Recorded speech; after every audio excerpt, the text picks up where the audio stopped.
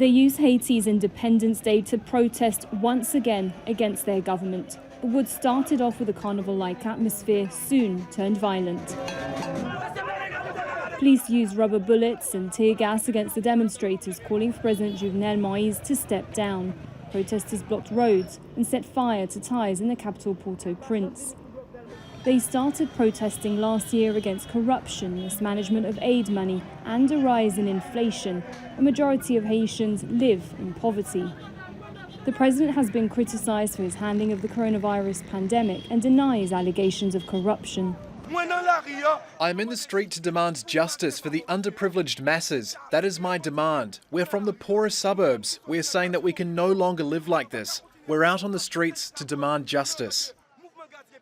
In response to the unrest, Moise called for unity as he marked the 214th anniversary of the death of Haiti's first independent leader, Jean-Jacques Dessalines.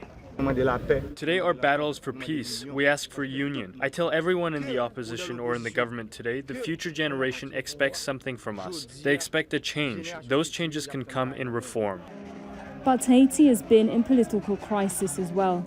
Jovenel Moise has been in power since 2017, but because legislative elections were not held in October last year, there's been no parliament. In September, Moise announced the formation of a new provisional electoral council, but Haiti's opposition refused to participate and rejected its legitimacy. So with no parliament sitting, Moise has been governing by presidential decree since January, giving him enhanced powers. We're fighting for the respect of the laws and the respect of the Constitution. February 7, 2021 is the end of the constitutional mandate for Jovenel Moise. We will remove him from power before then. Today is a day for a national mobilization. A government which assassinated a head of the judiciary and a student inside a university is a criminal government.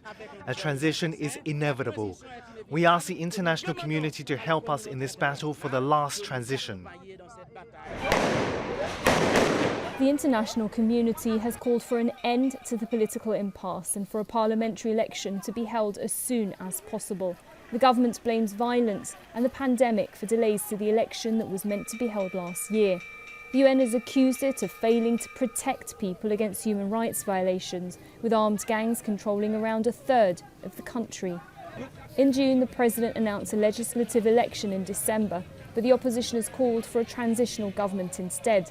Failure to hold elections before Moise's term officially ends could leave Haiti without a leader or parliament.